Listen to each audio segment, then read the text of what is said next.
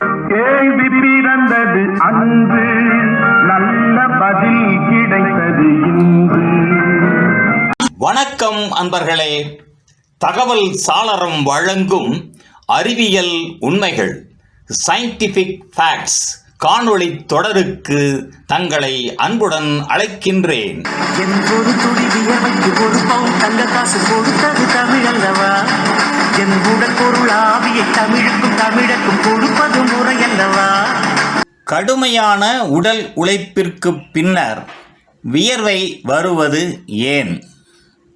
உடல் உழைப்பு வேலை செய்த பிறகு அல்லது உடற்பயிற்சி செய்த பிறகு நமது முழு உடலும் வியர்வைதான். ஆனால் நாம் வியர்க்கிறோம் என்றால் அது ஏன்? இது ஒரு வெப்பத்தின் அடையாளமா அல்லது இயற்கையின் ஒரு அறிவியல் ரீதியான பதிலா? வியர்வை என்பது நம் உடலின் உள்ளார்ந்த வெப்பநிலையை கட்டுப்படுத்தும் ஒரு அறிவியல் நுட்பமே.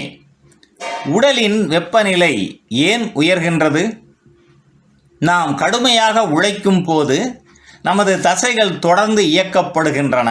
இந்த இயக்கம் ஆற்றலை உருவாக்குகின்றது. அந்த ஆற்றல் வெப்பமாக மாறுகின்றது. இதனால் உடலின் உள் வெப்பநிலை கோர் டெம்பரேச்சர் மெதுவாக அதிகரிக்க தொடங்குகின்றது. உடலின் இயற்கை செயல்பாடுகளில் ஒன்று இந்த வெப்பத்தை மெதுவாக்குதல். அதற்கான பாதுகாப்பு முறையே வியர்வை. வியர்வை எப்படி உருவாகின்றது? நம் தோலில் ஏறத்தாழ 20 லட்சம் வியர்வை சுரப்பிகள் ஸ்வெட் கிளாண்ட்ஸ் இருக்கின்றன. இவை 2 வகையாக இருக்கின்றன. எக்ரைன் கிளாண்ட்ஸ் உடலின் பெரும் பகுதிகளில் இருக்கும் நீர்மையாக வியர்வையை சுரக்கச் செய்கின்றன. அப்போக்ரைன் கிளாண்ட்ஸ் உடலின் புற மடிப்பு உள்ள பகுதிகளில் செயல்படும் வாசனையை ஏற்படுத்தக்கூடிய பகுதியாகும். நம்முடைய மூளையின் ஹைபோதலமஸ் வெப்பநிலையை உணர்கின்றது. உடனே வியர்வை சுரப்பிகளை இயக்குகின்றது. வியர்வை தோலின் மேற்பரப்பில் வெளிவருகின்றது. அது ஆவியாகும் போது வெப்பத்தை உடலில் இருந்து வெளியே எடுத்து செல்கின்றது. இதனால் உடல் குளிர்ச்சி அடைகின்றது. வியர்வை என்பது நீரா?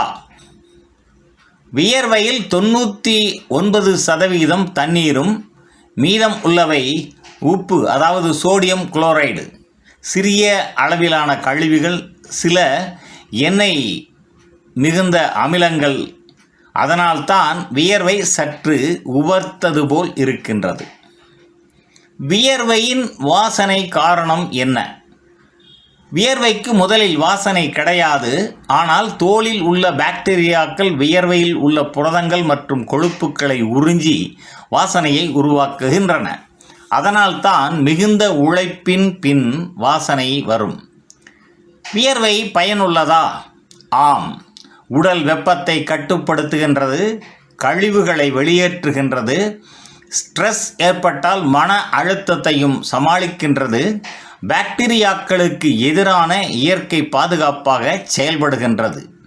சில சுவாரஸ்யமான தகவல்கள். ஆண்கள் பெண்களை விட அதிகம் வியர்க்கிறார்கள்.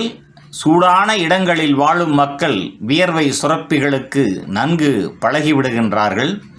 இது அப்போக்ரைன் சுரப்பிகளின் செயல்பாட்டிற்கு ஏற்ப சிலருக்கு வியர்வை மிகுந்த வாசனையோடு வருகின்றது.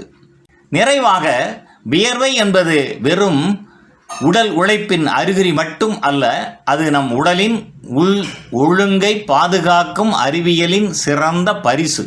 அதனால்தான் கடுமையான உழைப்பிற்கு பின் வியர்க்கின்றோம். ஆனால் அதுவே நம்மை காப்பாற்றும் இயற்கை குளிர்சாதன கருவி. நன்று நண்பர்களே. தகவல் சாளரம் வழங்கும் அறிவியல் உண்மைகள் தொடரின் பெரிதொரு காணொளியில் மீண்டும் சந்திப்போம். நன்றி, வணக்கம்.